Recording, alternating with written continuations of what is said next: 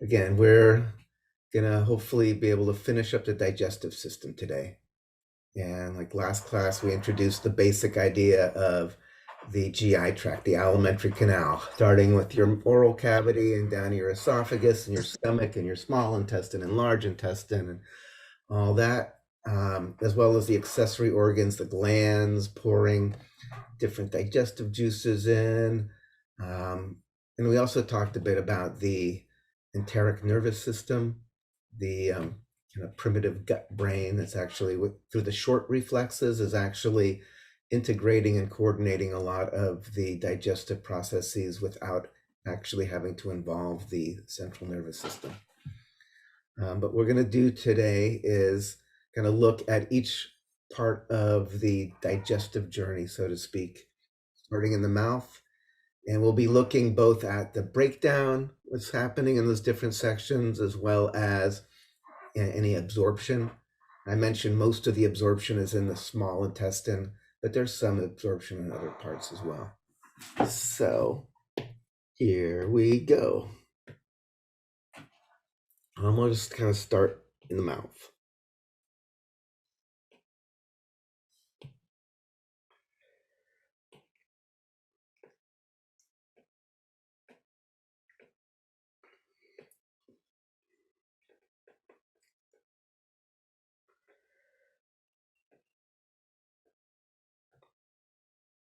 What?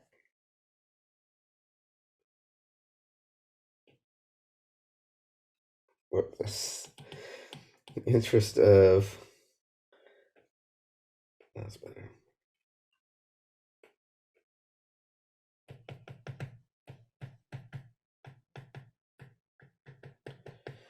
Okay. So obviously it's going to start in your mouth, oral cavity.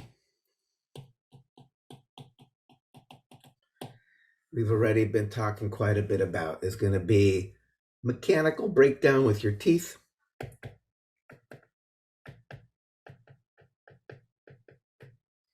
And then we've seen in the lab, there's already the beginning of chemical breakdown with the amylase. There's also a lingual lipase, which I think is more like in kids, but it's mainly when I think of breakdown in the mouth, there is the amylase, the salivary amylase, which is doing some of the chemical breakdown of starches. If you take a starchy thing and you just leave it in your mouth long enough, it will start tasting sweeter because the starches which don't activate your sweet receptors are going to be converted into those sugars. That we saw that.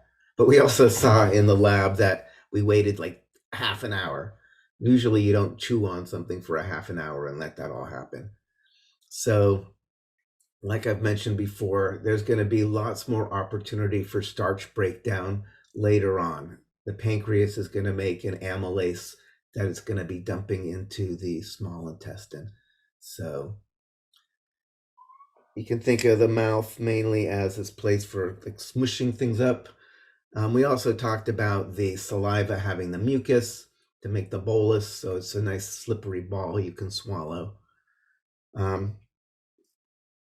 Again, the word for swallowing is deglutition.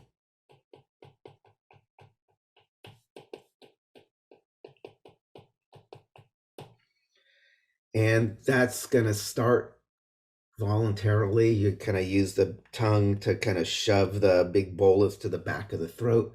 But once things are kind of stretched and getting down to the top of the esophagus, then it becomes that kind of automated peristalsis, which is going to take it all the way down to the stomach. And like I mentioned last time, it's maybe like 5 to 7 second journey of that peristalsis, before the food drops down into the stomach. And we'll follow this. We'll meet it in the stomach in just a few moments. Obviously, don't want to forget what makes sure that your food doesn't accidentally go down into your trachea and choke you. Your epiglottis? Yeah, the epiglottis. The epiglottis, which flaps down over the entrance to the trachea in the larynx there. And what happens if it does go down into your trachea? You cough, You hopefully. cough, right? You kind of clear it out. There are all sorts of receptors down when you get here that are going to trigger violent cough to kind of keep your airways patent. So, and we also talked about the uvula flapping up on the upper palate to make sure you don't have food going up into your nasal cavity as well. So you try to make sure the food goes down towards the stomach. So now we're going to go into the stomach and talk a little bit about the stomach. You know, I can maybe back.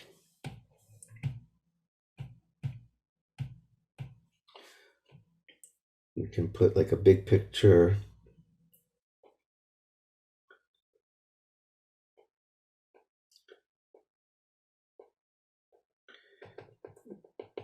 You know, the stomach is sitting right underneath the diaphragm.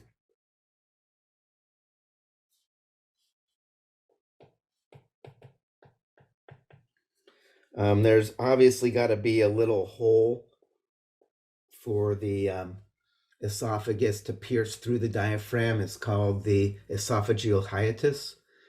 You can get what's called a hiatal hernia, in which case you have the esophagus, or that little stricture that kind of binds around the esophagus can loose up, and you can actually have the stomach starting to smoosh up into the thoracic cavity.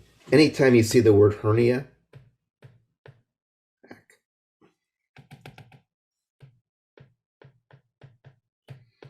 hernia just means something squishing into some place it shouldn't be going.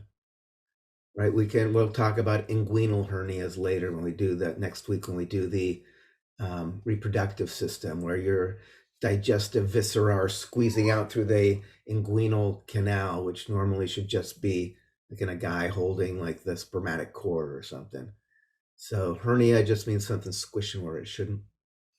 So let's look at the stomach now.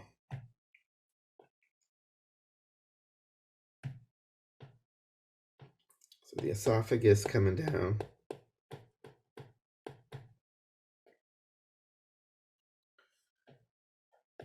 And the stomach.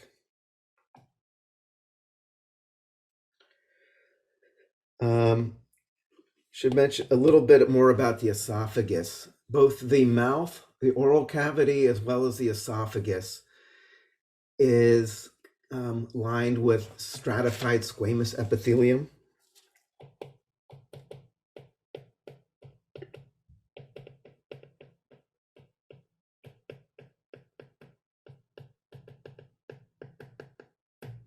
Right, that's the same basic kind of epithelium on your skin even, although this is not going to be keratinized, but this is kind of optimized to protect against friction. It's got many layers of these flattened cells. You know, so the mouth and the esophagus are protected against friction by the stratified epithelium, as opposed to the whole rest of the digestive tract. So the lining of the stomach, as well as everything else, so the rest of the digestive tract is going to be lined with simple columnar epithelium.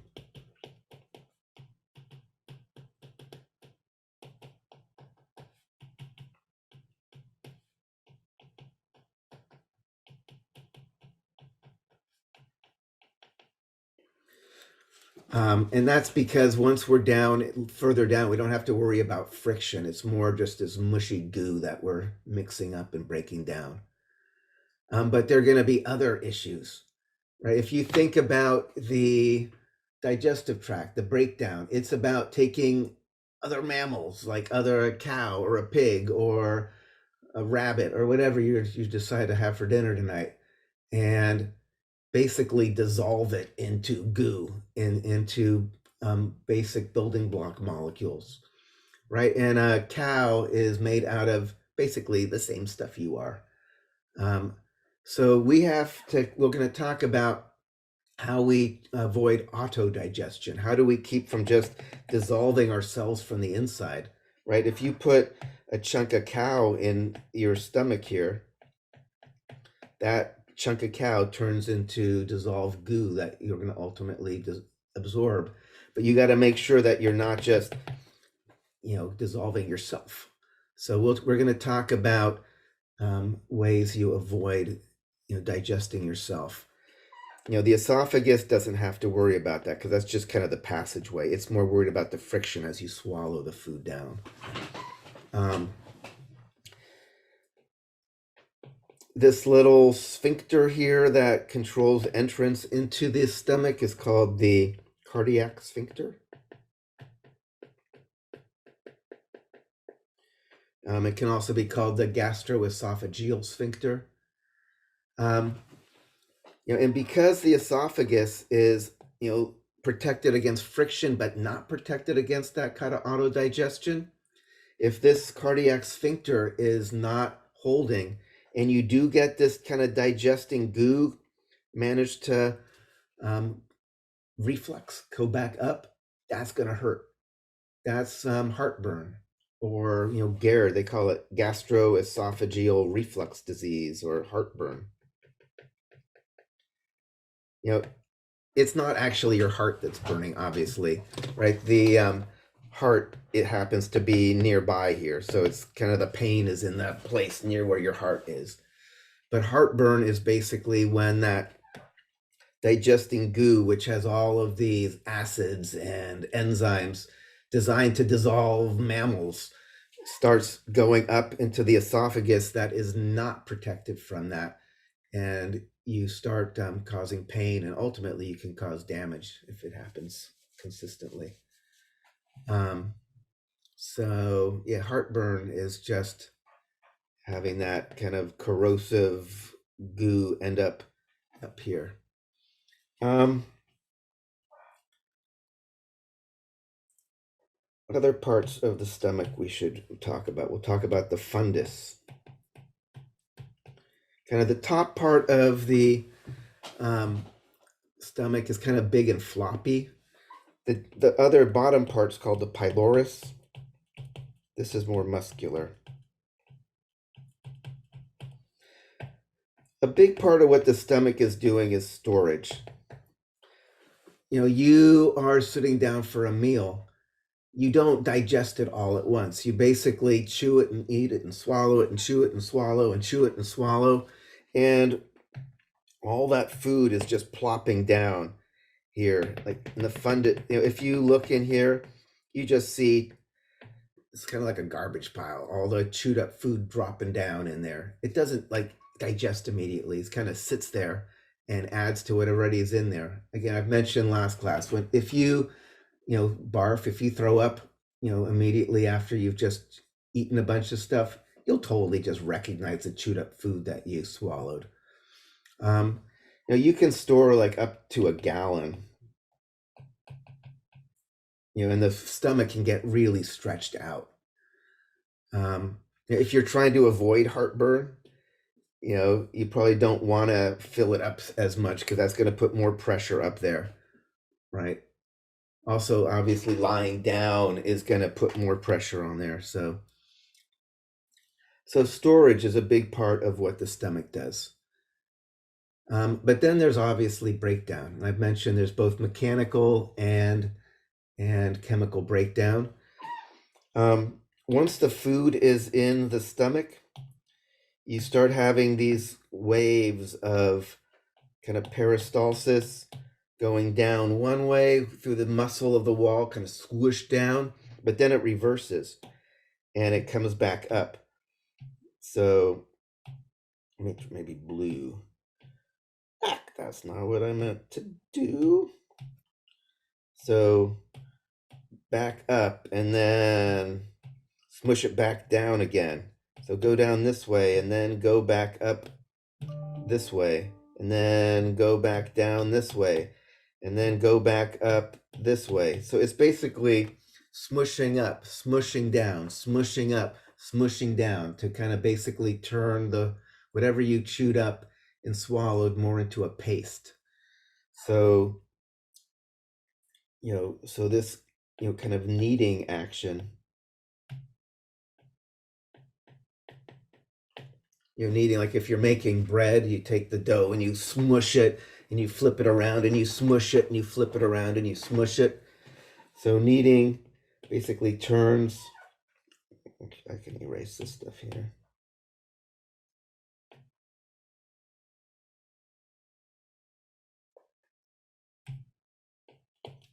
Turns, food into what we call chyme. This is just basically goo. And while this is happening, we're also mixing it up with all these gastric juices. So, we've talked about acid, we've talked about pepsin. So let me talk a little more now about those things that we add into the to the mix here. In the wall of the stomach, you have these little things called gastric pits with these little glands underneath.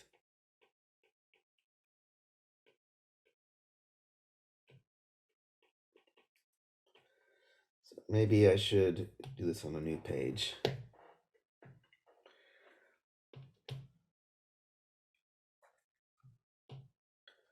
So this is the stomach. This is supposed to be the lining of the stomach.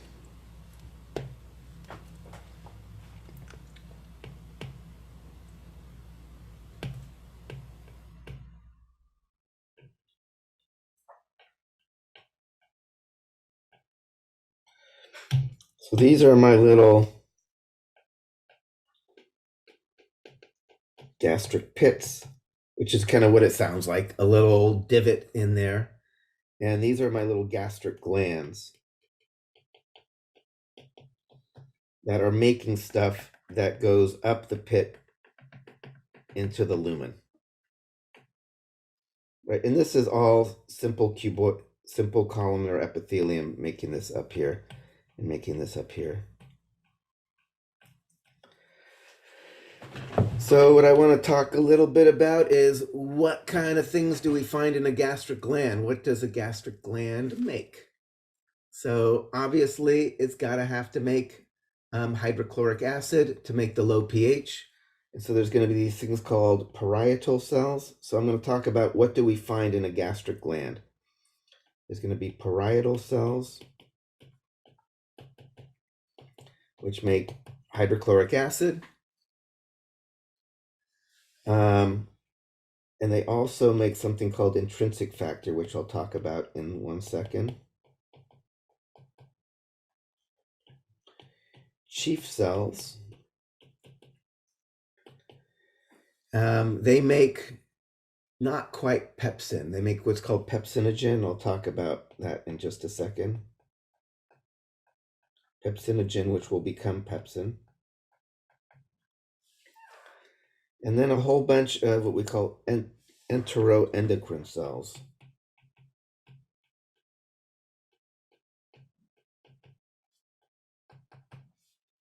These are going to be making gastrin and other things.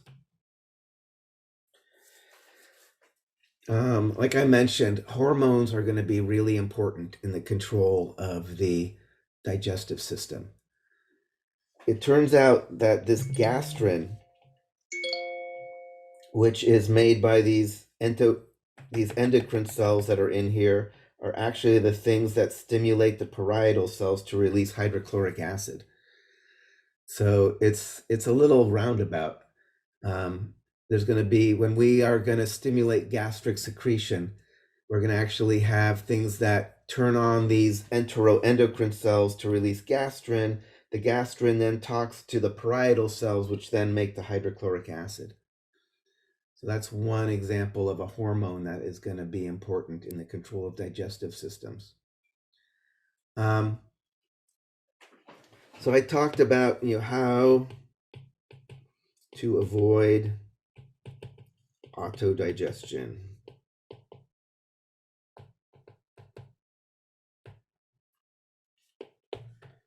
How do we make sure that we don't just dissolve ourselves from the inside, given that the stuff here in the lumen of the stomach is basically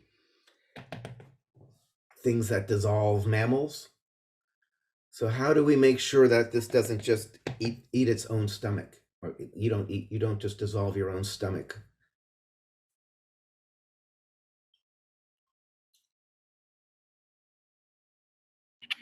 There's a mucus lining of the stomach. So one thing is there is this thick mucus lining.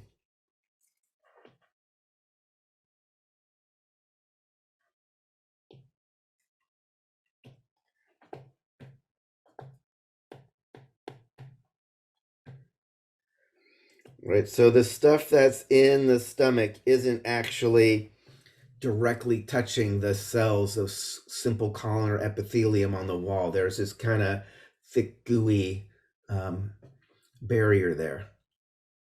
So that's one thing. So I'd say one, mucus layer helps avoid autodigestion. What other ways do we help avoid autodigestion?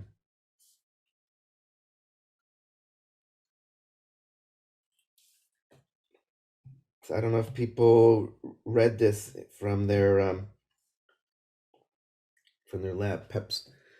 Is pepsin originally made as pepsin?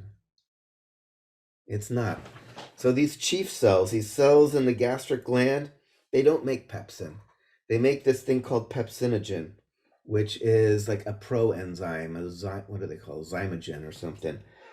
So basically, pepsin does not actually become pepsin until it gets into the acid lumen. So let me write this out clearer.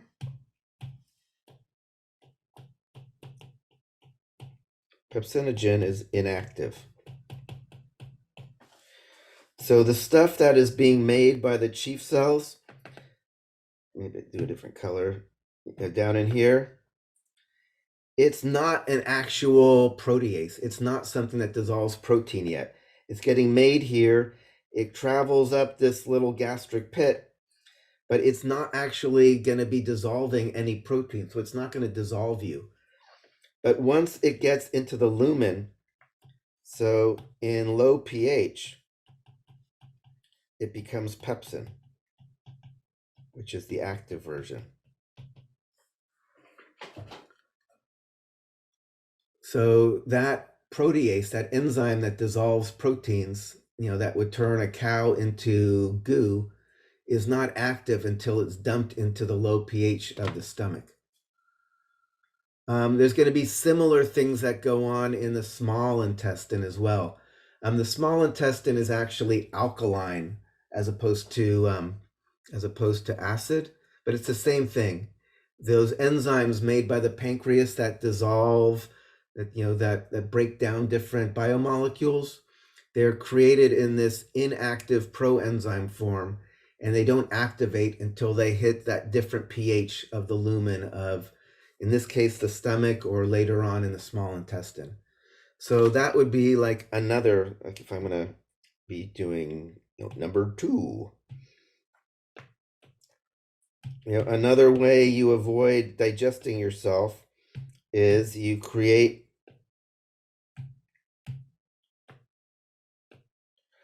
the enzymes in this inactive form, and they don't become active until they actually drop into the lumen, which is now away from the actual body tissue. And then finally, the fact is you do have damage to the epithelium. Your life expectancy as a cell lining your digestive tract is really short. And so what happens is you just have very high cellular turnover of the epithelium. So number 3 in this like little description here would just be like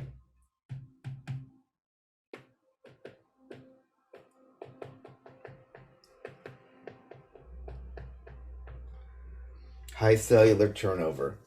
So what's happening is you have kind of these fresh cells. Like if this is a gastric pit, here, here's my little gastric pit here. Here's like the cells of the lining of my stomach here. Basically, it's kind of trippy. these cells end up getting just thrown off into the lumen. And then you have new cells that kind of migrate up from the hidden parts to replace them.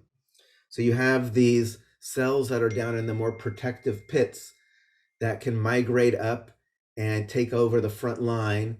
And the worn out cells that are in the actual front line get dumped into with the rest of your digesting food, right? So part of what you're digesting is not just what you ate, but it's the worn out parts of your own body that are getting recycled and repurposed.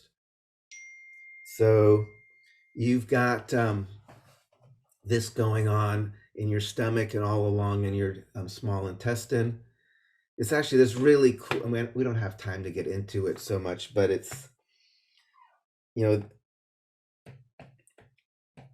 you have these columnar cells, and it's it's a sheet. It's not, I'm drawing it as this, the thing that makes up the wall is a big sheet like this. Right, imagine this is kind of the lumen of my stomach, and this is more three-dimensional, looking at this wall of columnar cells. You actually get these contractile proteins that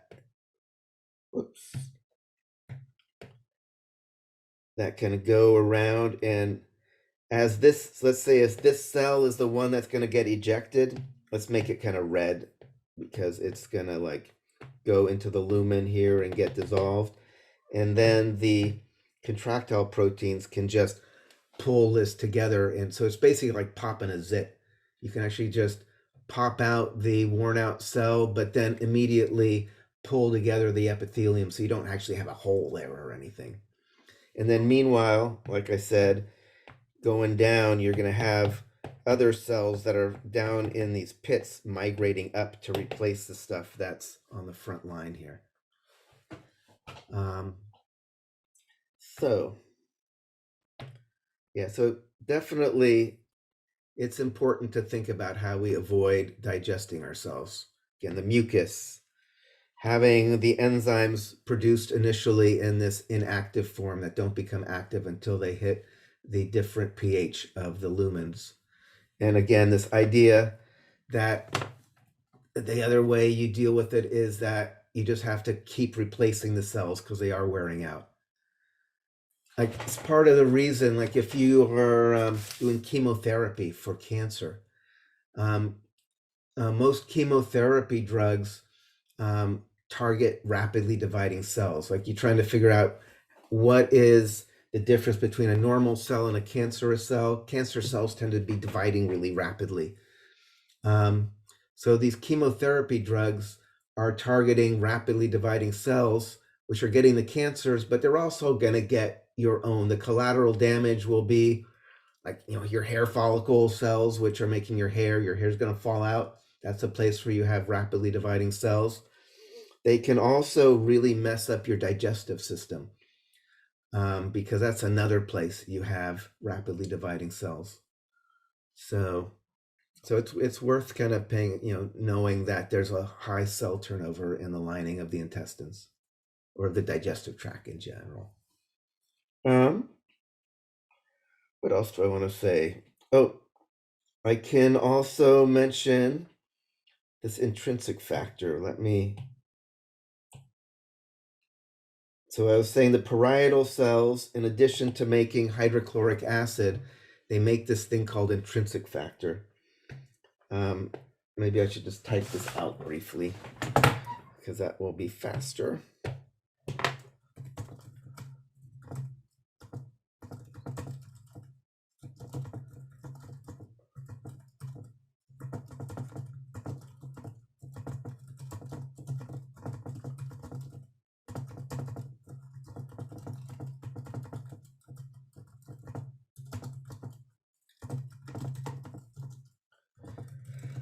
So intrinsic factor, you need it to absorb B12. We're going to talk a little more about exactly what a vitamin is in a little bit, but we've already talked about how you need B12 to make red blood cells. If you don't have enough B12, you're going to get pernicious anemia. One of the kind of interesting things about the stomach is the only thing that people talk about that the stomach is essential for is making intrinsic factor, right? If you think about the stomach, storage. All right, if you don't have the storage, it just means you have to eat little bits at a time and let it kind of go down to the rest of the thing. And in fact, there are people that do stomach reductions or stomach staplings, so you don't have that storage. So you have to just eat little bits. What kind of breakdown is happening with pepsin? Pepsin does what?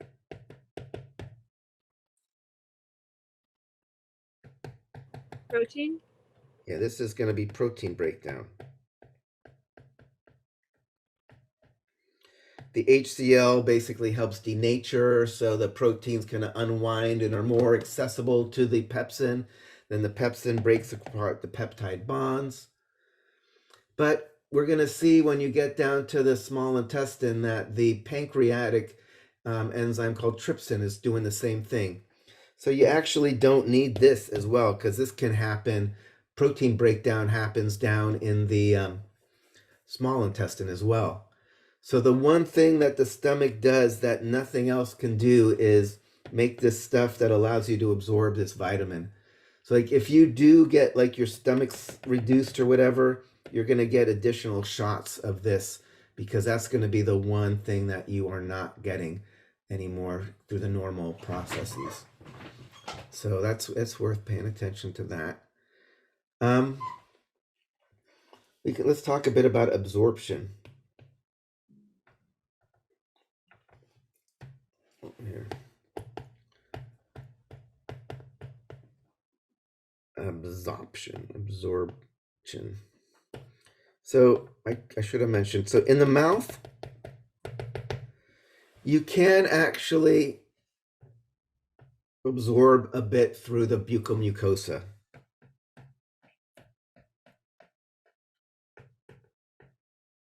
Or I should say across.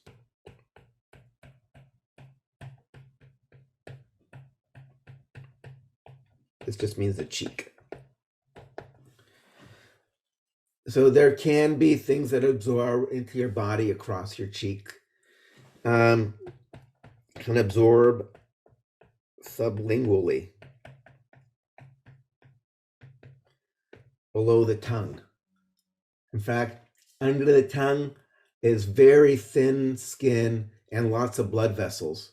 So that is actually a classic way, actually. If you're trying to get some drug into your bloodstream quickly, you can let it dissolve under your tongue, and you're going to probably, in fact, if you have some little pill of some sort, if you just let it dissolve under your tongue, it'll hit much faster than if you swallow it and wait for it to go through the other routes of absorption. So in your mouth, you actually can do a little bit of absorption across the skin, a bit through the cheeks lining, more efficiently sublingually under your tongue. When you get to the stomach, you can absorb H2O across the wall. Like if you drink a bunch of water, it doesn't have to go all the way down into the next levels of the digestive tract. It can just get into your body across the walls of the stomach. Some drugs like alcohol, aspirin. Right, you've probably noticed that if you do a couple of tequila shots, you can start feeling buzzed pretty quick. You don't have to like wait around until the food makes it down to your small intestine. That's because the alcohol is crossing the wall of the stomach and getting into your bloodstream.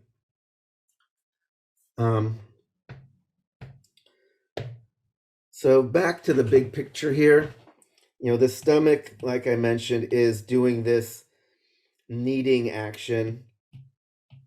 Sometimes like they say it's reverse. It's like kind of peristalsis going down, then reverse peristalsis bringing it back up, then peristalsis coming down. And eventually, as the food turns into total goo, it's going to get ejected a few mils at a time down out this pyloric sphincter down to the next phases of digestion. So this is, to the small intestine here. So this could take hours. It could take a few hours ultimately to completely empty out the stomach. We'll talk about things that can affect that. Different kinds of foods are going to take lower or less time. We'll talk about why. Before we leave the stomach, we'll also talk about kind of phases. So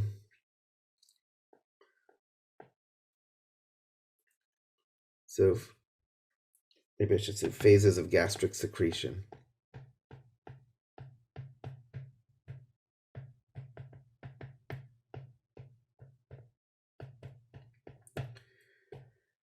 So we talked about how the stomach has those little gastric glands that are making acid, that are initially making gastrin, and then the gastrin causes the release of acid and all that.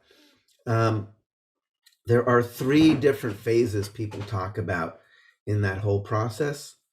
And the first one is actually not even, it's called the Cephalic Phase. And what does cephalic mean? It means your head. So this is actually just thinking about the food or smelling the food is going to actually cause the release of gastrin and the dumping of gastric juices into your stomach. So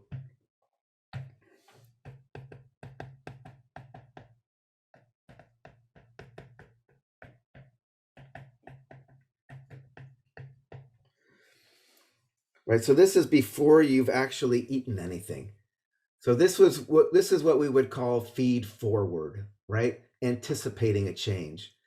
It's like you're thinking like, I'm about to shovel all this food down into my stomach. So your body's like, might as well just get the juices flowing already. So it's ready to go once it all dumps down in here. One of the interesting things, supposedly, like this does not work if you are thinking about eating something that you really are not that stoked about. Like if you're like, it's time to like eat this hamburger and you're like, oh, yum, hamburger, this is going to turn on. But if it's like, okay, here is your tasteless gruel just so you can survive, it's not necessarily going to work in the same way. This also works not just for gastric secretion. There's secretion like in your mouth. Like if you think about eating acid, if you right now, if you just think about chewing on a lemon, you're just in your mind, imagine you're chewing on a lemon, you'll probably notice that there's going to be saliva in your mouth. There's that kind of feed forward thing that just protect your teeth from the acid from getting eroded, from kind of getting acids around your teeth. So your body does do this feed forward, trying to kind of take care of things about to happen. 2 is they call the gastric phase. So this is when the food actually hits the stomach, right? So this is going to be like, stretch of the stomach walls.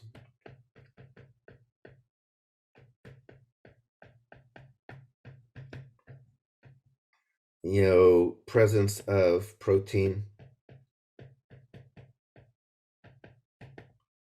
in the stomach. So this one makes sense, right? If your stomach is getting stretched out and there's protein in your stomach, that is a good indication that it's time to dump these gastric juices in the stomach and start breaking it down. The last phase that people talk about is the intestinal phase. So this can send messages back. Maybe I'll type it out because it'll be faster.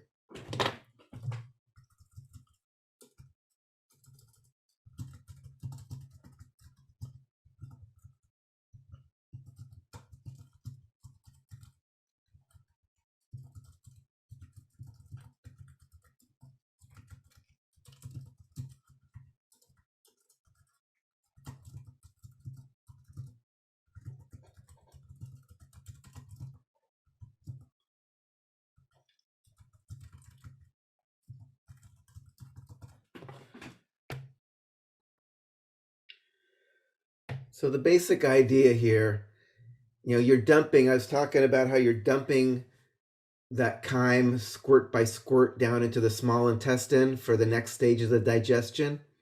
But what if the small intestine is saying, I'm still working, please slow down, I don't want more, I'm not done with what I got already. So we'll talk about some of these hormones that are doing a variety of things. One of the things that they do is talk to the stomach and tell it, slow down. In particular, fats are are harder to break down. We've talked about, fats you got to emulsify, and they're not as, it's not as efficient as just breaking down things that are dissolved in an aqueous solution. So when you eat foods that are higher in fat, it's more likely that, and over here, you're going to be spewing, you're going to have this food here, you're pushing it down to the next phases. But if it's very fatty, the small intestine is going to say, I'm still working on it, and we'll send a message back and tell the stomach, slow down, I need more time. So yeah, you tend to remain full longer if there's kind of more fat in your food, just because your stomach empties slower. So trying to think if there's anything else about the stomach I want to say. I think that's, oh no, the one last thing, when I was talking about how to avoid autodigestion, obviously sometimes things go wrong and you do autodigest. What do we call the condition if you actually do start digesting the walls of your stomach or your esophagus or your small intestine? Ulcers. Ulcers. So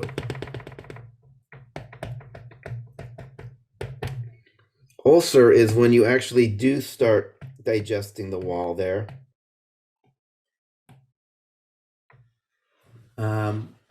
It can be so bad you can actually have a perforating ulcer that goes all the way through the entire wall. You can have like peptic ulcers that are in the wall of the stomach. You can have esophageal ulcers that are up in the esophagus. You can have duodenal ulcers that are down in the beginning of the small intestine. So ulcers are just where you start eroding and digesting the actual, your own tissue that makes up the walls of this. I'll just mention briefly, people used to just think like if you're really stressed, you're going to get ulcers or something. But what they found, it's worth knowing about H. pylori. Helicobacter pylori is this bacteria that is often associated with ulcers. So now that they found that this is a bacteria that is actually implicated in that taking antibiotics can actually help cure ulcers, because this bacteria is part of the problem. It's not just you need to relax or something. The dude who originally had his hypothesis that this bacteria was a key player in ulcers, everybody thought he was kind of an idiot, and he made kind of a flask of this culture and he drank it, and like within days he was full of like ulcers in his stomach and all that. So it was like, see, I told you. But now it's kind of accepted that if you want to deal with treating ulcers, you probably want to deal with bacteria as well as other things. It's not just about too much acid or something. Okay.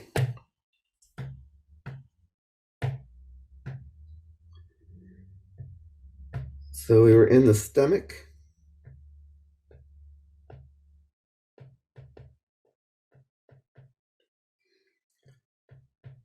Again, stomach for storage.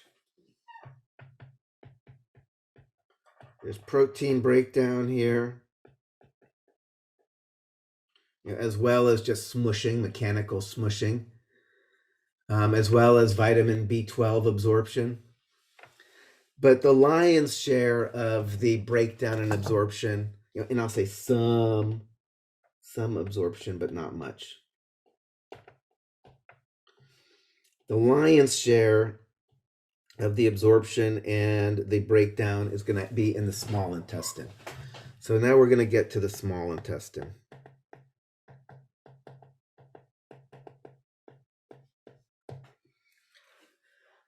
And it's small because of the diameter. It's like the diameter of like a garden hose, but it's not small in terms of overall length. It's really long. It's like 20 feet long or something. Again, think about a big garden hose kind of curled up and shoved into your belly. There are going to be 3 sections of the small intestine. There's going to be the duodenum.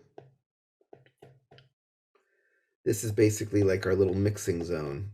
We'll talk about in just a second.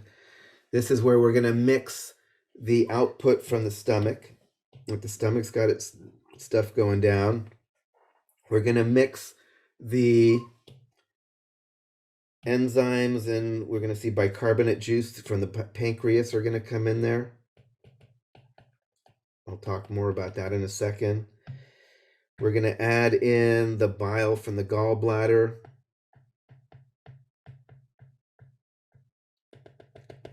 So this is duodenum means like, I think 12 fingers. It's only like a few inches long. So the duodenum is basically a place where we mix the chyme, the digesting food, the bile, all the digestive juices from the pancreas. And then we go into the kind of meat and potatoes, so to speak.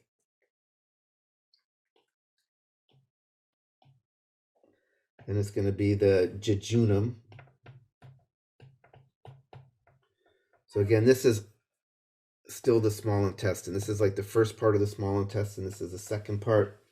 This is going to be the main site of breakdown. So that again, we're mixing all these enzymes in, and we're doing all this segmentation, smushing, mixing, just letting the enzymes do their magic and break apart the bigger macromolecules into these smaller, basic building block molecules. This is also the main site of absorption. This is going to be the main place you're taking the monosaccharides and the amino acids and stuff, bringing them across the epithelial wall and absorbing them into the capillaries. So they're in your body now, as well as the fats we'll talk about. There is then going to be one last section, going to be the ilium. The ilium is, by the time you get to the ilium, most of the breakdown and reabsorption has occurred. One of the things people think about the ilium, like reclaim bile salts.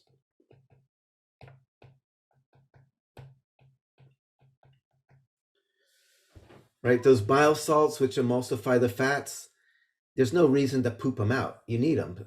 So what happens is you take the bile salts and you dump them in at the top. The gallbladder here is going to make bile, dump it in. As you go through here, the bile salts help emulsify the fats. 9 a.m. Help emulsify the fats and bring, let the lipase more efficiently break down the fats. But by the time we're done with the jejunum, we have finished the breakdown and absorption. So when we get back to the ilium, we actually pull them back into the body so we can use them again. So it's kind of like a looping system. You dump them in at the top and you pull them out at the bottom. So these are reclaiming the bile salts here in the ilium. There's also a bunch of lymphatic tissue down there to kind of protect you from stuff. After the small intestine, you're going to then go to the colon, but we're going to talk about that later.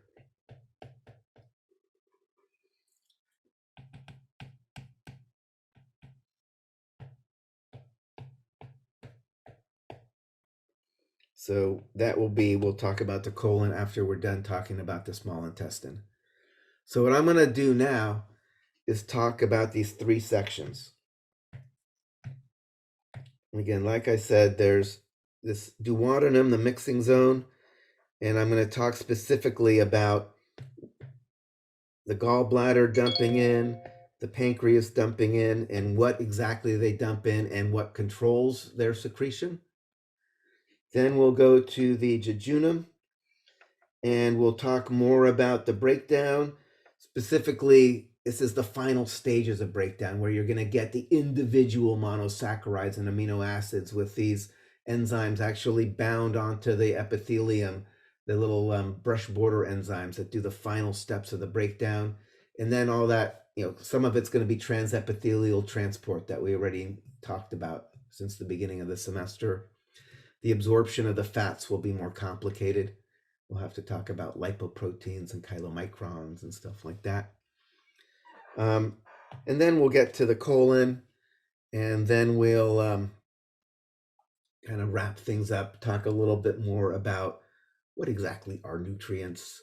And we'll also talk a little more about the liver, because the liver fits in everywhere and nowhere. So this is as good a place as any to talk about the liver. But let's talk about the duodenum first.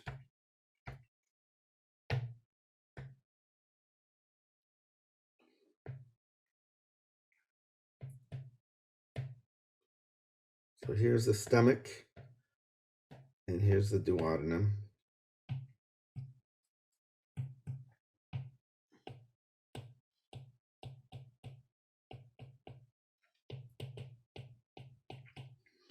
And like we said, the stomach is just putting in the chyme, little squirts at a time, squirting a little bit of, as the food becomes just goo mixed up with all the pepsin and acids, it gets squirted down into the duodenum, the beginning of the small intestine.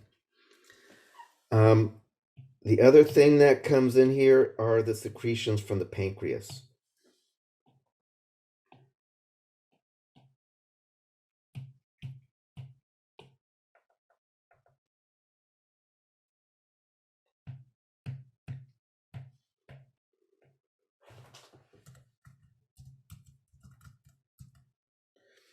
So the pancreas is this big goopy gland sitting right underneath the stomach. It's retroperitoneal. It makes two main kinds of things.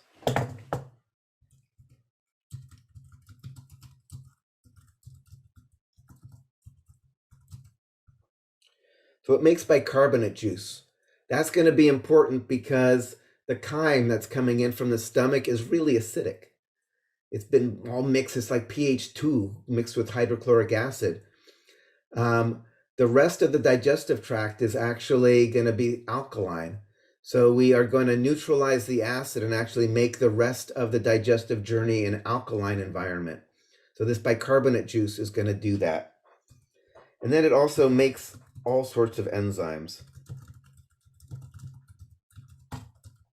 It's going to make proteases.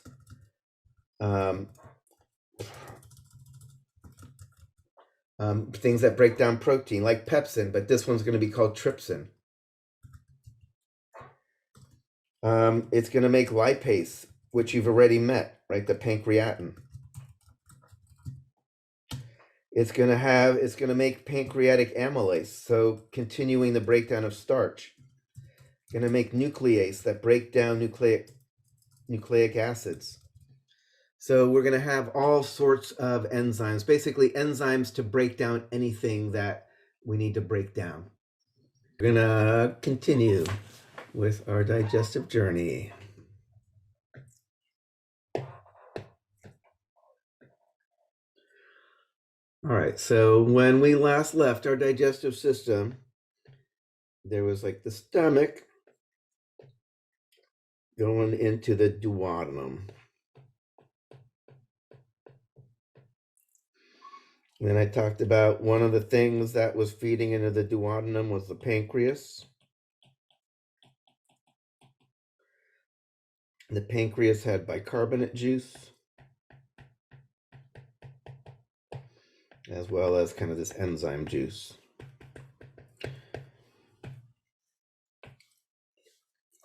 And bicarbonate juice to neutralize the acid from the stomach, and the enzyme juice, which just has enzymes to break down pretty much anything that you need to break down. The other thing that's dumping the duodenum is bile. Bile is coming in, is stored in what's called the gallbladder.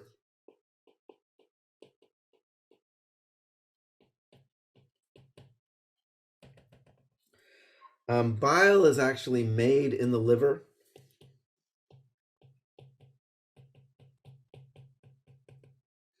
But it's stored and concentrated in the gallbladder.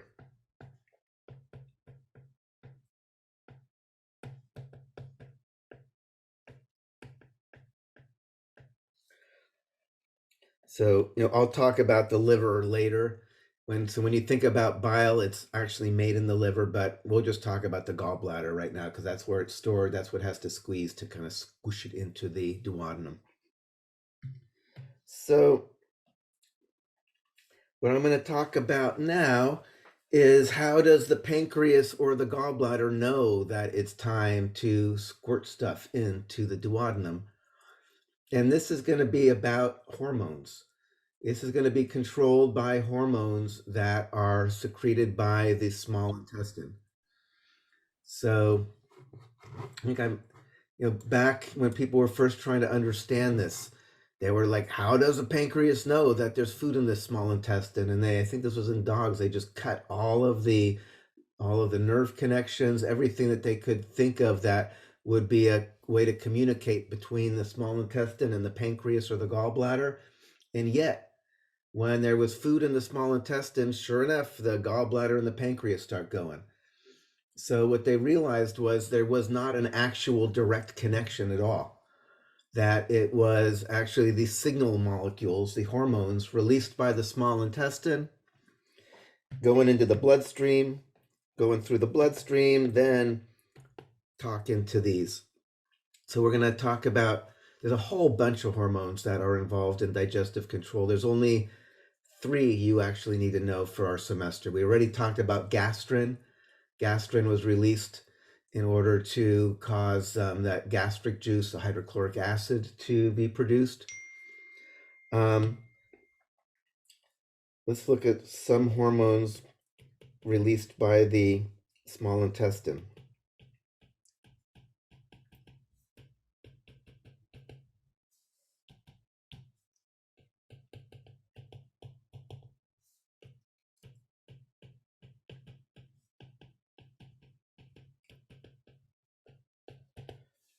So one is called secretin.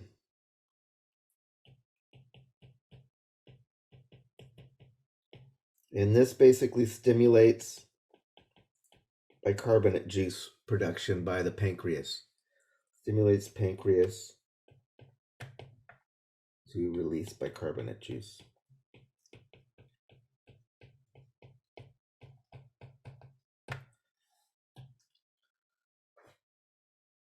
It's got a pretty generic name, secretin. What is going to be the stimulus? What is going to trigger the small intestine to actually release secretin?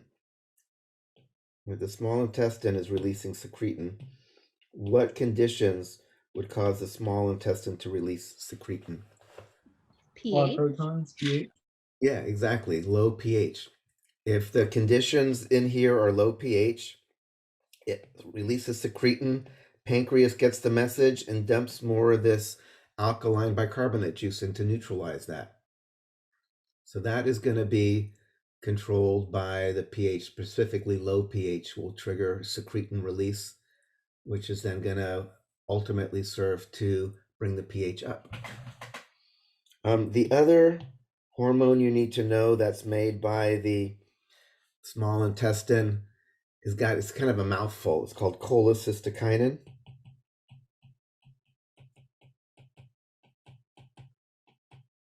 But you can just call it CCK. CCK is a normal abbreviation for it. This talks to both the pancreas and the gallbladder. This basically stimulates pancreas to release the enzymes.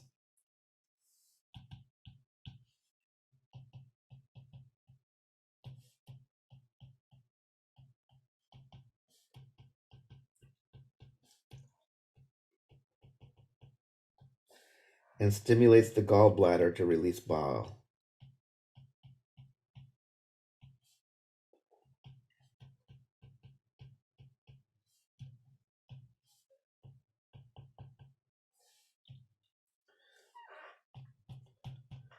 So this is going to be stimulated when there is actual like food in there, because you're going to need enzymes to break down. And fats in particular are going to be good for that too, because but basically the bile and the enzymes are what you need to actually do the breakdown. So that is going to be triggered by the presence of actual food.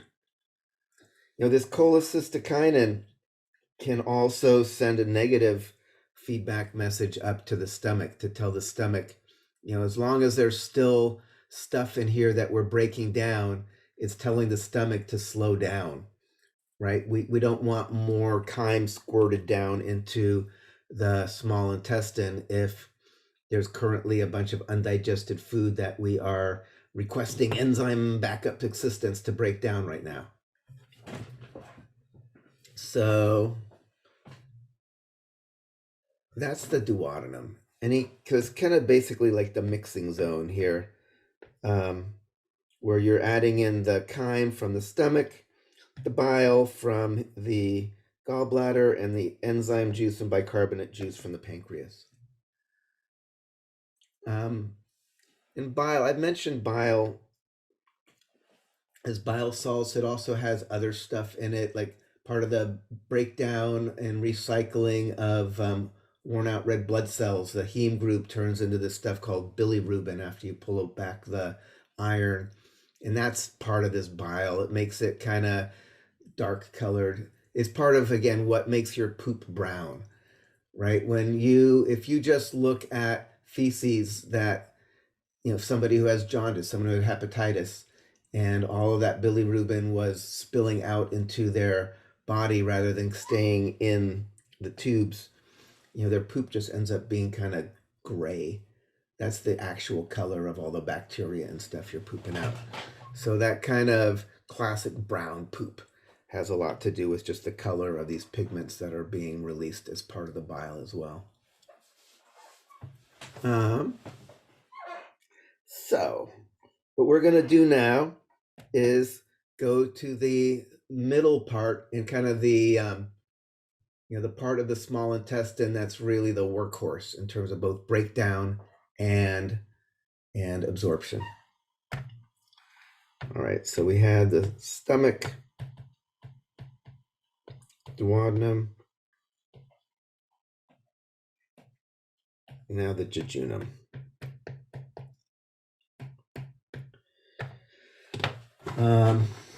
Let me show a quick little thing here.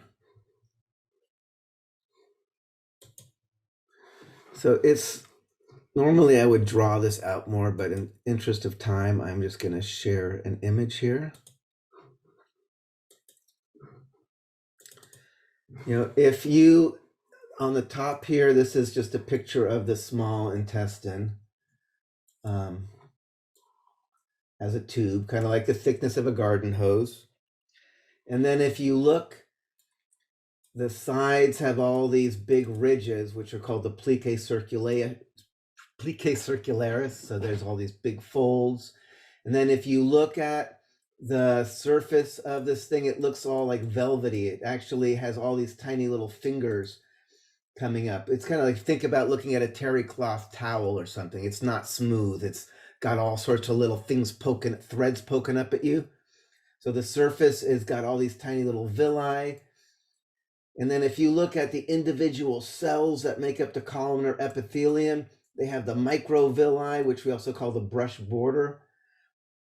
So between all these levels of folding, you get this insane increase in surface area.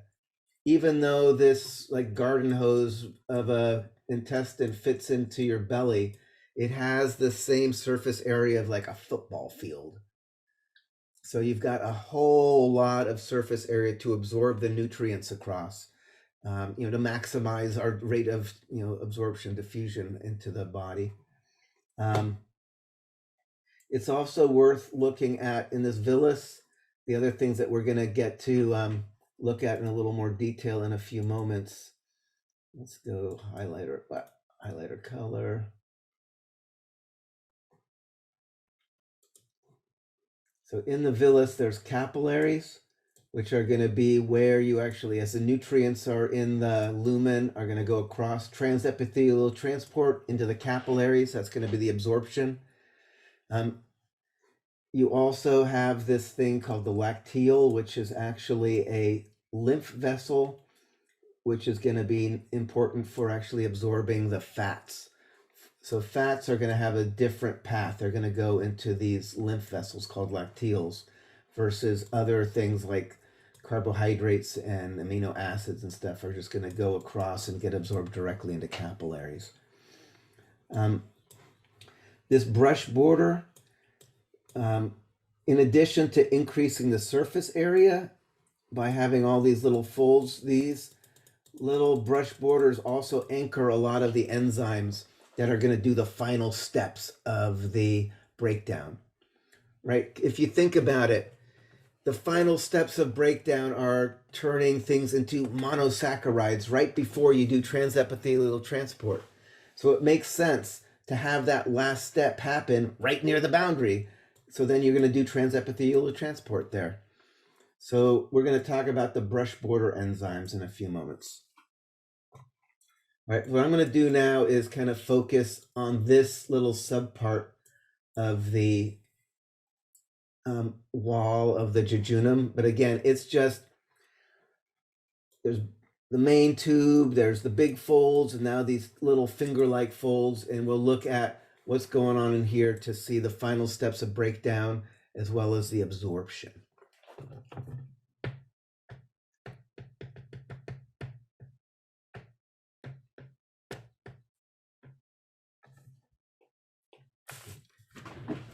All right, so detail of one villus in small intestine.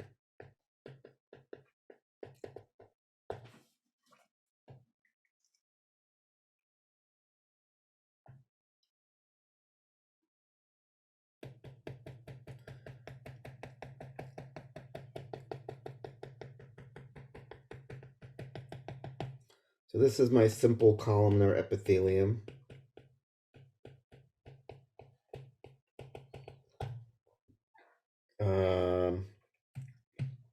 Let's just give it an inside so you can see what the inside is.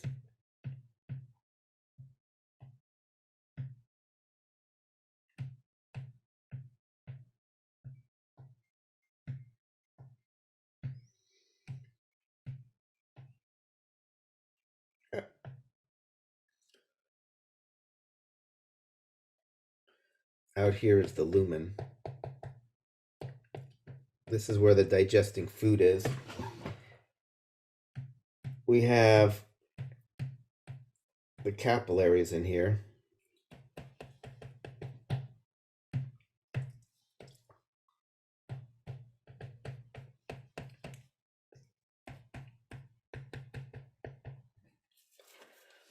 We're going to have our little lymphatic vessel, the lacteal.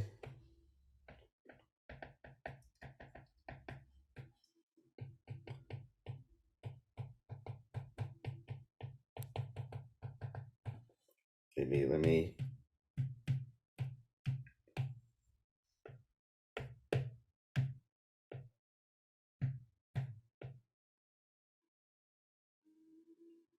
I probably shouldn't have used green there.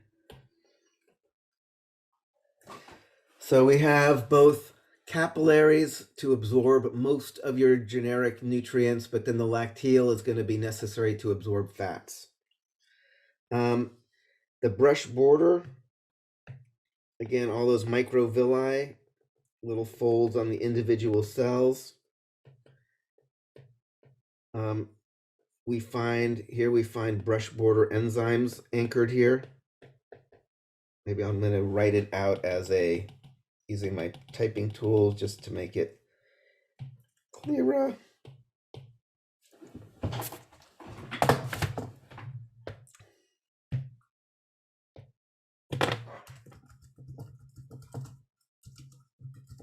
Called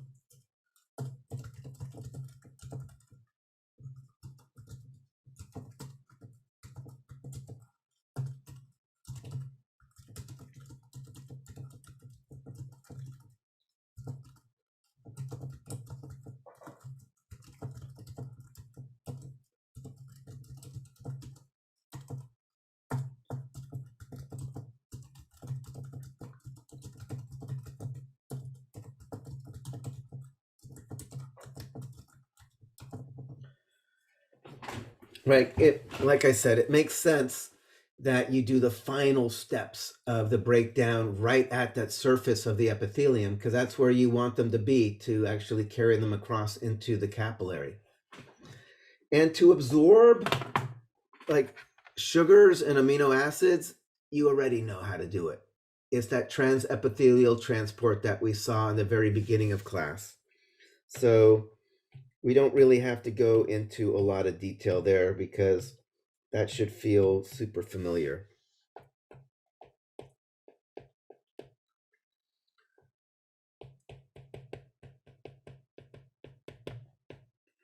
It's just basically transepithelial transport and then, into capillaries. Right, if you remember that, there was like some glucose that showed up as the last steps of the breakdown. And then it came in along with sodium through secondary active transport. It left the other side through a glucose transporter through facilitated diffusion, and bing, it's in the capillary and it's in your body. So this would be like carbs. This would be like proteins. Where does it go next? Once it's in the capillary and gets swept along, where does it end up next?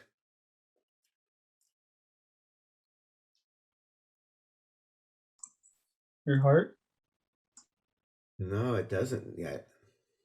Oh, the liver? Liver, kidneys. It ends up in the liver, right? Remember the hepatic portal system. So all of the capillaries that are in the small intestine drain into the second capillary bed in the liver. For processing, you can store nutrients, you can detoxify. There's all these enzyme systems like the P450 system and all that detoxify, break down things. It's part of the reason why there are some drugs that you can't administer orally. Like if you take something orally and absorb it through your digestive tract, the first place it goes is to the liver, where a lot of times things just get broken down. So there are drugs that you have to inject, for instance. You have to put directly into the bloodstream through a needle. Or we talked about sublingual. You can also sometimes get them into your body. Just you have to get them into the blood, though, without going through the liver. Suppositories as well. Sometimes you can do it across the anal mucosa. Those are another way to get drugs into your bloodstream without having to go through the liver where they can be broken down.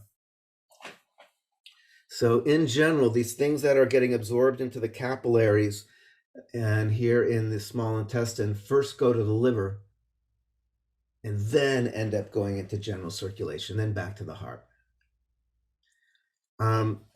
The fats are the exception. So we need to talk a little bit about fats and how fats are transported around in general, and then more specifically how they're getting absorbed here in the small intestine. So let's talk about lipoproteins. It's just a combination of fat and protein. So usually there's some kind of lipid core. And then you have some protein outside of that. And this is how you're going to transport fats around in your bloodstream, right? Fats don't dissolve in water, but if you create this lipoprotein, big molecule, then it's like this little packaging system that does dissolve in the plasma and will transport the lipid around where you can then use it for whatever you're going to use it for. People talk about LDLs, low density lipoprotein.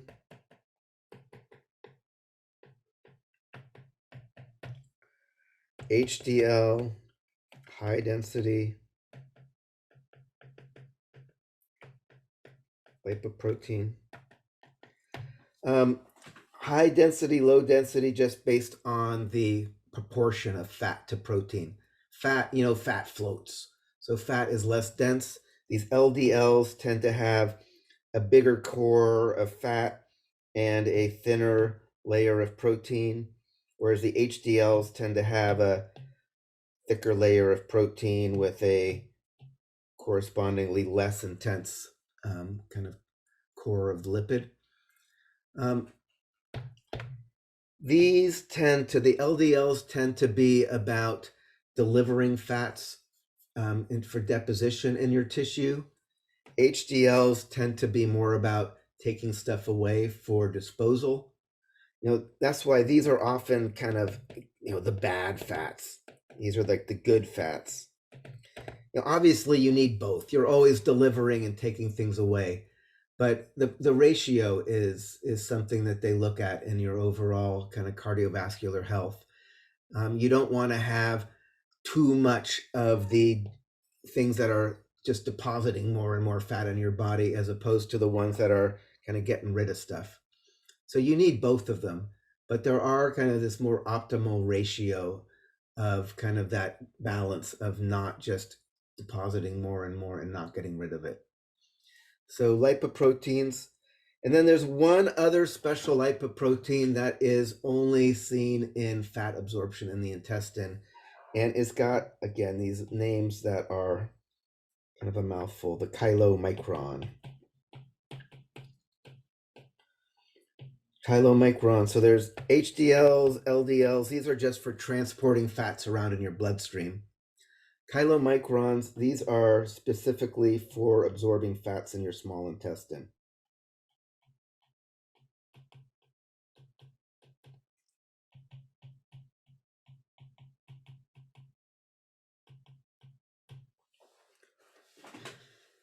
So the basic idea here is going to be this.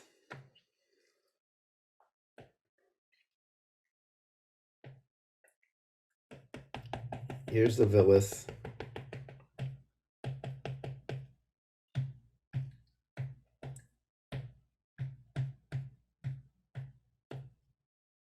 Here's this little lacteal, this lymph capillary.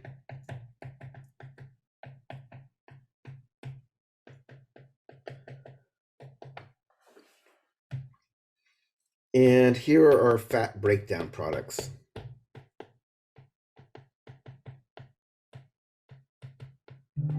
a.m.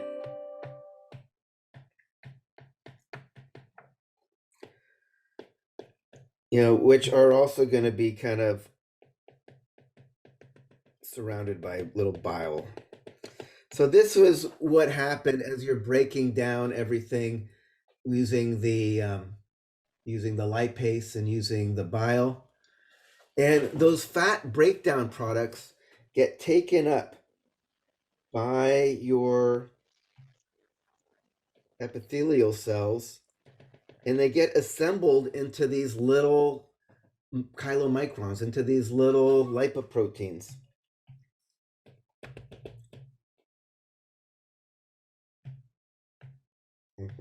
Maybe try to draw similarities in the color scheme I used just a little bit ago. So these are taken up by the epithelial cells and assembled into chylomicrons, which are basically lipoproteins. So these chylomicrons are what I'm drawing here. Those are little lipoproteins that are been assembled from the fat breakdowns products that you've been breaking down in your intestine. And they're too big to get into a capillary directly.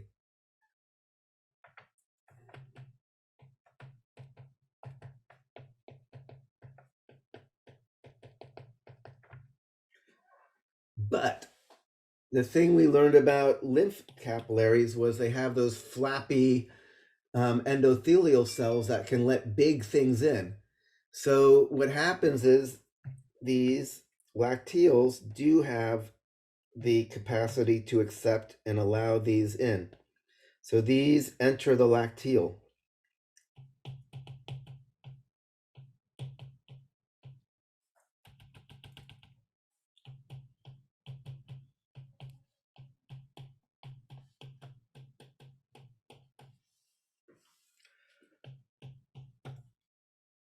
And then where do they end up?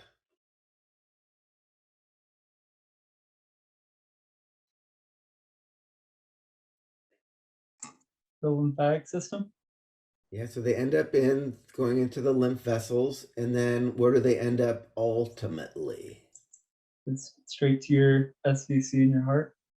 Yeah, they're going to basically go into probably your brachiocephalic vein, down your vena cava, and now they're just in general circulation. So they enter into this lymph vessel, but ultimately the lymph vessels all drain back into your closed circulatory system. So this will end up in your circulatory system, but it just is an indirect path that's necessary because fats are tricky to deal with. You had to assemble them into these little lipoproteins, which were then too big to put into a capillary directly. So they got put into this lymph capillary. It's called lacteal because it looks kind of milky. If you look at in fact, if you think what milk or cream is, it's actually little fat droplets kind of suspended in water. So absorption of fats is very different than the absorption of the other stuff, which is absorbed through transepithelial transport, like we talked about in the very beginning of the semester. Trying to think if there's anything else. I think in the interest of time, I think we'll probably leave the small intestine. And let's get to the colon.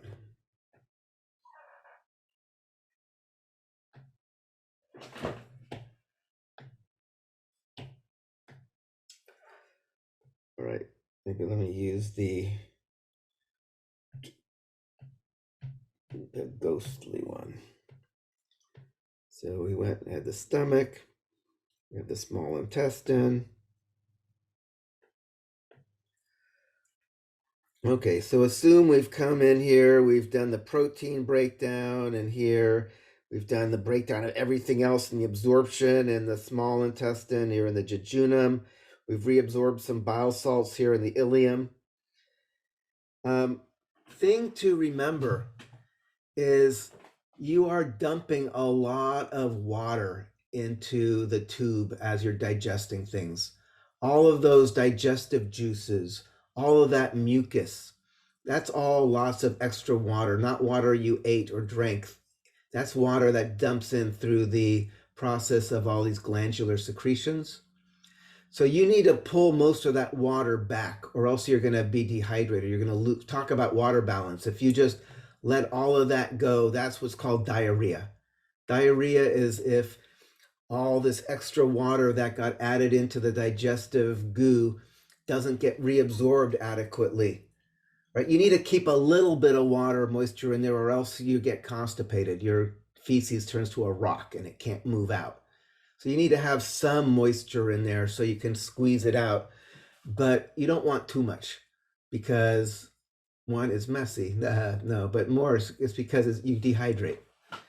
So a big part of the final kind of water balance, reabsorbing the moisture from this system back into your body, is in the colon or large intestine. So let's look at that now.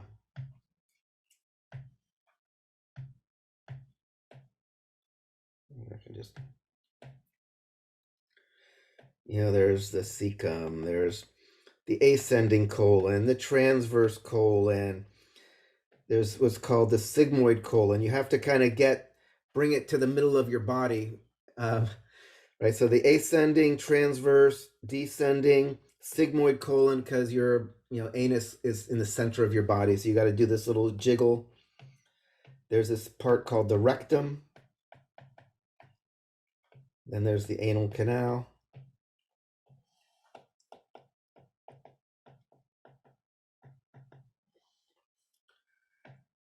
Again, so this is my colon, also called large intestine.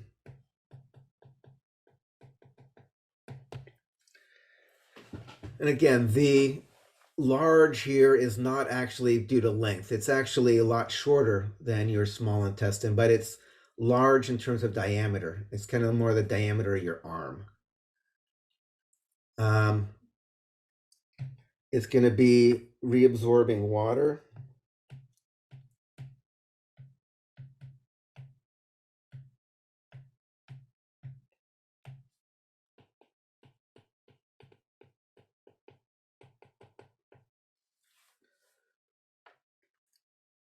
Like I said, if you don't reabsorb adequate water, you're going to end up with diarrhea. And like I mentioned also, if you go air on the other side, if you reabsorb too much water and the feces gets really hard, then you can get constipation. It can, because you can no longer kind of squeeze the stuff out. You know, when people talk about fiber in your diet, fiber, the roughage, which is basically like cellulose, non-digestible carbohydrate. Part of what the fiber does is it's kind of acts a bit of a sponge. It lets the feces hold on to the some of the water so it doesn't get totally dried out. And it gives it some bulk so you can keep moving it, squeezing it through peristalsis along. So by the time you poop it out, it's still got a little bit of moisture. It's got some squishiness to it. So the fiber helps, because if you don't have enough fiber in there, it can then get harder to keep pushing it along. If it stays too long in the colon, too much water gets reabsorbed, and again, the feces gets more hard and rock-like. Worst case, you can get an impacted bowel, where it's something, you know, one thing nurses get to do is like deal with like impacted bowels and have to kind of chip the feces out of there to kind of restore the flow. Opiates will slow down the peristalsis here, and one of the side effects of opiates is constipation, because you're not moving stuff along and it's spending too long there, and then too much water comes out, then it gets harder to move it along, and it's this vicious cycle, because you know, once it's kind of not moving as much, then even more water is getting pulled out and it's getting even harder. So there's that. Reabsorb water. There's lots of bacteria in here, so there's some vitamin production.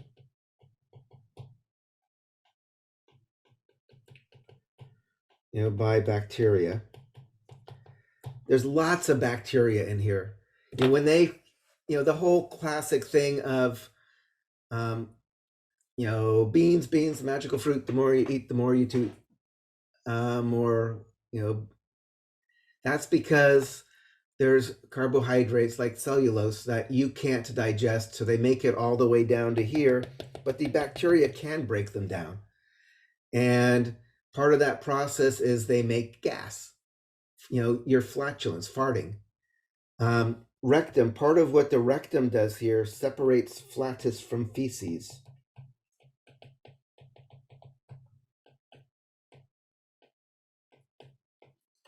So even if you're not like farting a lot, you're still making gas that has to get out. So as the gas is produced by the bacteria in here, the rectum has this kind of valve-like structure, so you can put out little bits of gas without splattering feces around at the same time, right? So that's kind of a nice feature of the system, right? As opposed to, like, one of my friends was telling me a new word like sharked, right? Which would be the others, what you're trying to avoid, right? Where you do spritz out feces along with it. So rectum, and again, these bacteria can make some vitamins. There's like vitamin K, some B vitamins, and those can get absorbed along with the water inside the colon. The anal canal has two sphincters, very similar to what we saw in the urethra. So let me put that in here. There's going to be an internal anal sphincter, which is going to be smooth muscle. There's going to be an external anal sphincter,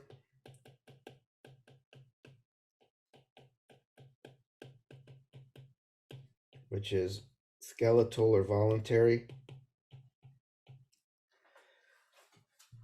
And as the rectum and bottom of the colon fills with more and more feces, there's going to be a spinal reflex.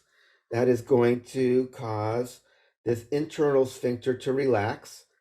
And then as that feces pushes down here, you'll feel the urge to defecate. It's like, oh, I got to take a poop.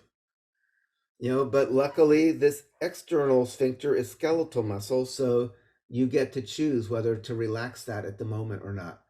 Just like with the urethra, you had an internal one that relaxed as the bladder filled and you had the urge to urinate, but then you had the external urethral sphincter to control whether or not you actually peed or not.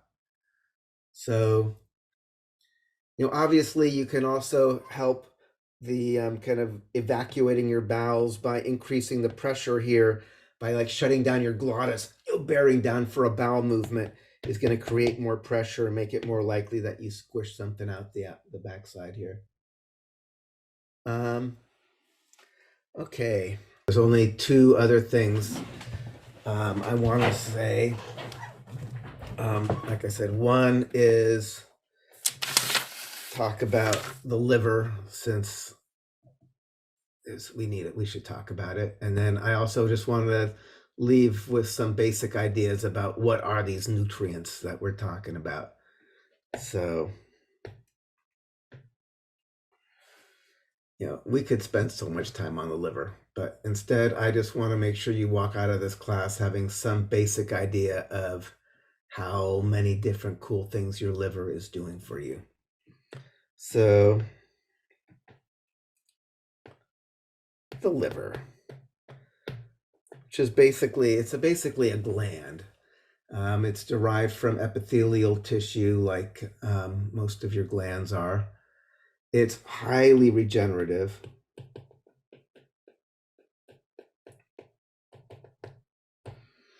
You can lose like 3/4 of your liver, and it has a good chance of just growing back and being fully functional.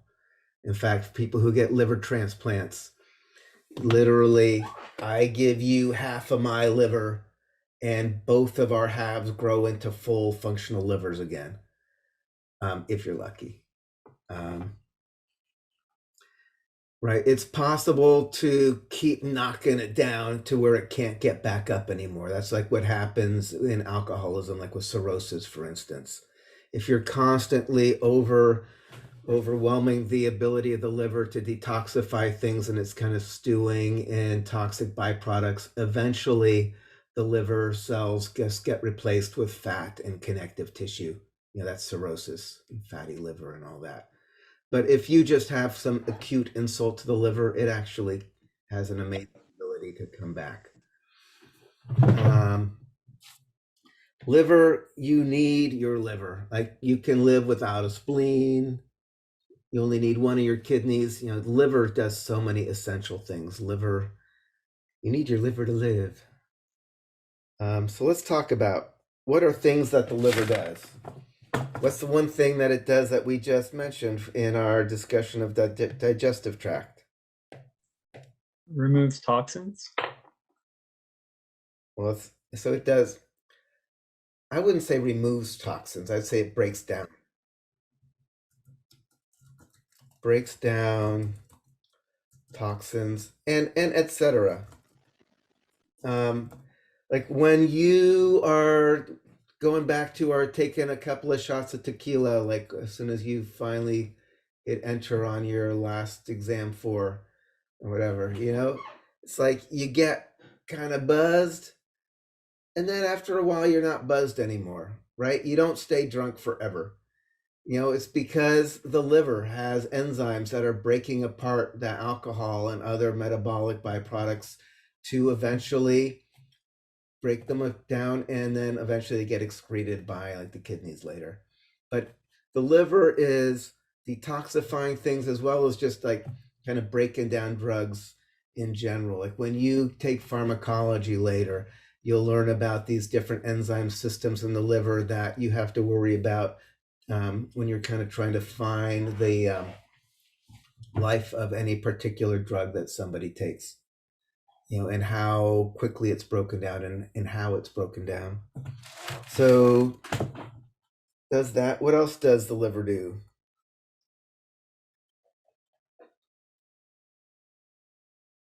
We just talked about in the digestive system.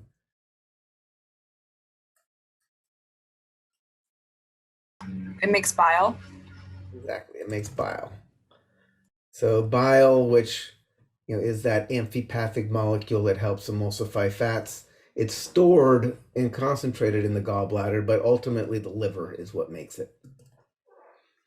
When we were doing the cardiovascular system, we talked about the liver makes all the plasma proteins.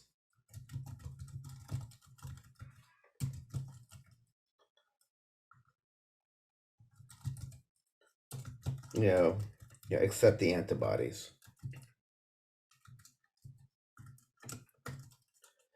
But all of those clotting factors, all of the complement stuff, all of the alpha globulins and beta globulins and all that stuff, that's all made by the liver. Albumin. Other things that the liver does, the liver stores nutrients. Nutrient. I bet if I do this, it's going to be correct. Yeah. So, for instance, when you are eating sugar and you're going to talk about your pancreas releases insulin and tells your body, oh, there's sugar in the bloodstream, take it up. One of the things that happens is the liver cells take that sugar and assemble glycogen. And so now later on, your blood sugar's low. You've got glycogen to break down and release sugar back into your bloodstream to keep it up. It also stores vitamins and things like that. So it's a place where you can store nutrients and then release them when you need them later. Can interconvert nutrients.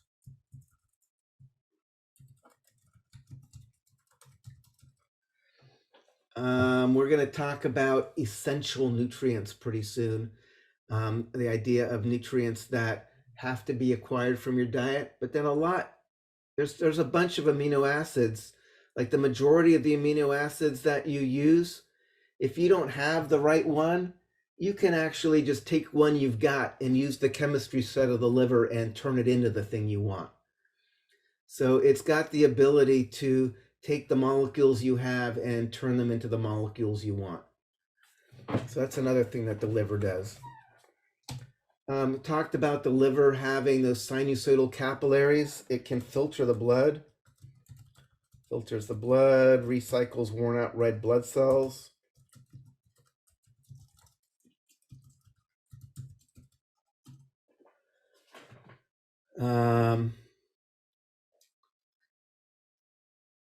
So it makes bile, plasma, protein, nutrients, and it converts, filters blood. So it's doing all sorts of stuff like this.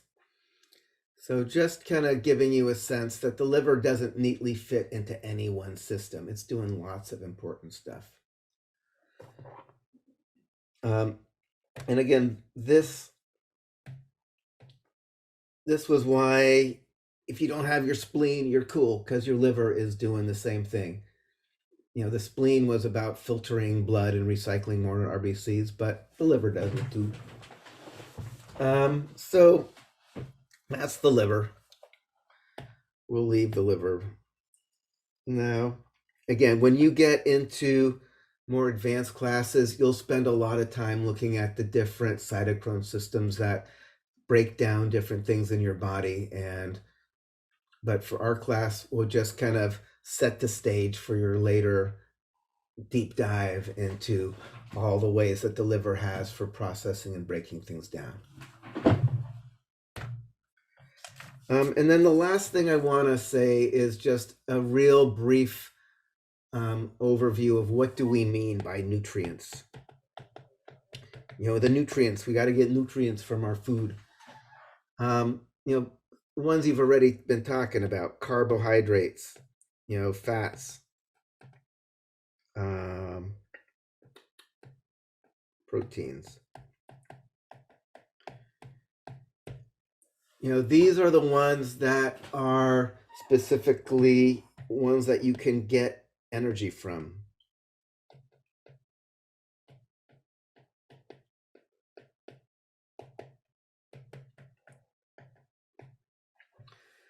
Sometimes you're getting the proteins or the fats to build other things, right? You break down proteins into amino acids to build your own proteins, or you get the fats to build your cell membranes or whatever. But any of these are also things that you can run through your metabolic pathways and ultimately make ATP. So these particular nutrients are distinguished by they can be broken down for energy, as well as being used for building blocks. Other things, when we talk about minerals, these are just elements. Minerals like calcium, potassium, sulfur, whatever. So when we talk about, vitamins, and then vitamins. Vitamins and minerals. Vitamins are organic, meaning they're carbon containing, and they're essential.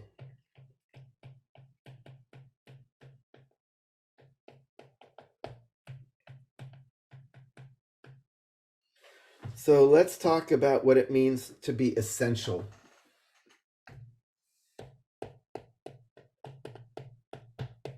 Essential nutrients must be acquired through the diet.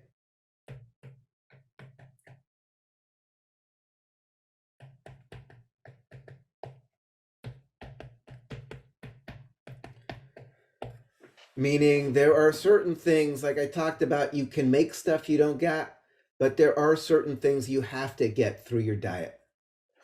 So I'll start in saying no essential carbohydrates. Any carbohydrate you need, you can just make from stuff you already got. Remember, we talked about gluconeogenesis. If you don't have enough glucose, you make glucose. No big deal. There are 2 essential lipids. There's omega-3 and omega-6 fatty acids, alpha-linolenic, alpha-linoleic. So there are some essential lipids.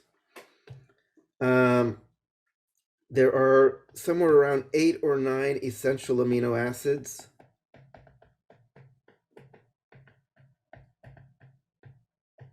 This is out of 20. There's 20 amino acids that your body uses to make all the proteins it has. About 8 or 9 of those have to be acquired from the diet. Most of the time, if you're eating an animal, if you're eating a cow or something, a mammal, some other animal like us, is going to be made out of the same amino acids you're made out of. So you're going to get all the essential amino acids. If the food you're eating has all the essential amino acids,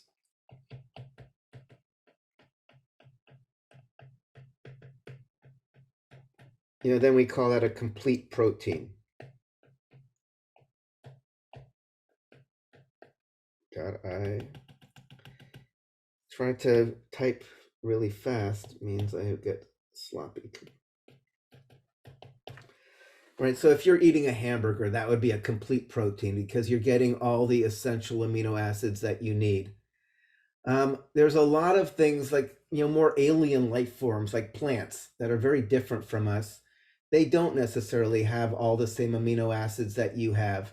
So if you're eating something like rice or wheat or something, you actually don't have all the essential amino acids in that thing you're eating. There is protein in there, but it doesn't have all the essential. We call that an incomplete protein.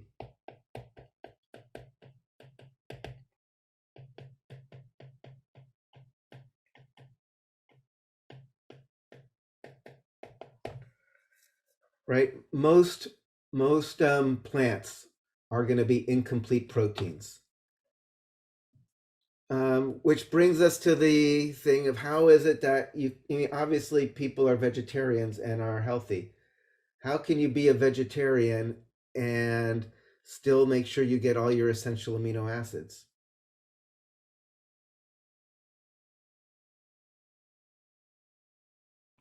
You can supplement them. So there's supplement, but there's something more straightforward where you just are basically eating the vegetables, but still getting all your essential amino acids. Can't you like combine what you're eating? Because if you eat rice and beans, that's a complete protein, but they're both Right, organic. exactly. So the idea is, I'm saying an incomplete protein does not have all the essential amino acids, but which ones are missing in one versus another are different. 11 a.m. So what you can do is you combine different incomplete proteins, we call complementary proteins.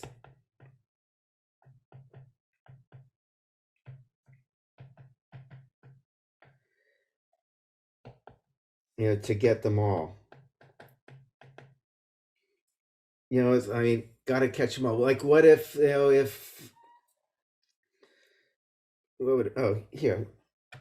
I can do, that's not what I meant to do. Right, if this little Pokemon thing only has Pikachu in it, and this little Pokemon thing only has little, I don't know, some other Pokemon in it, and you need both Pokemons, but if you just get both of these things, then you'll have everything you need, even though this one is missing this dude and this one is missing this one.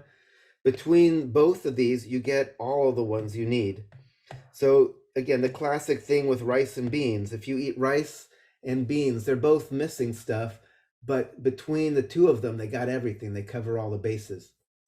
So that's the idea of complementary proteins. You eat different incomplete proteins, but between them, you cover all the bases, so you're cool.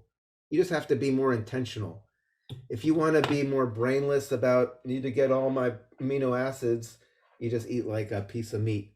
But if you want to be, if you just eat wheat, you will be in really bad malnutrition. It's called like kwashiorkor. Things will go really south. So in general, you have to be a little more intentional if you're just sticking to vegetables. Right? Some people are putting things in the chat. I have to look in there. I think there are some vegetables that are closer to being complete, but in general, most vegetables do not have all the essential amino acids.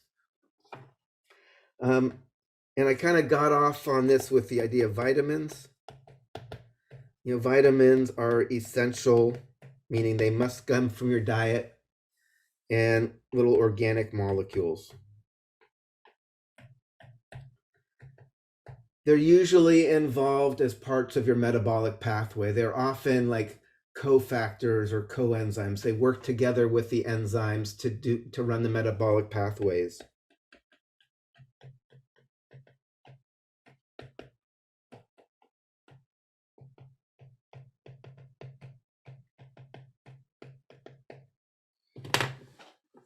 Like the classic ones, I mean, I'm sure just as a little kid, it was like enriched with niacin and riboflavin, right? Niacin and riboflavin, those are these B vitamins. Those niacin is what you use to make NADH. Riboflavin is what you use to make FADH2. Those are just the materials you need to make the electron carriers to run cellular respiration. If you get down more into the nitty gritty.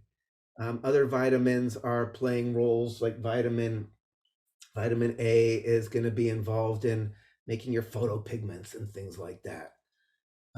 So there's lots of things that you need to run the different processes in your body that have to be acquired through the diet, and those are what we call vitamins. The other thing that sometimes people put in the kind of the list of nutrients, carbs, fats, proteins, minerals, vitamins. Sometimes people put just water on this list as well. Kind of this thing you need to be getting into your diet to keep everything running. So that's that. But I figured it's kind of silly to like lose the forest for the trees when we're talking about the digestive tract.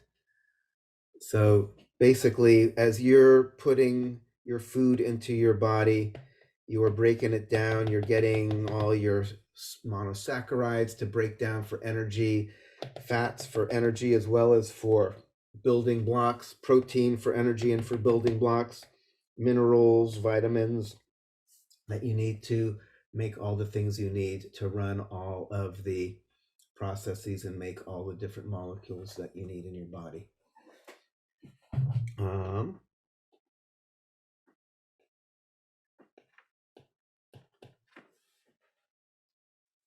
Wow. All right.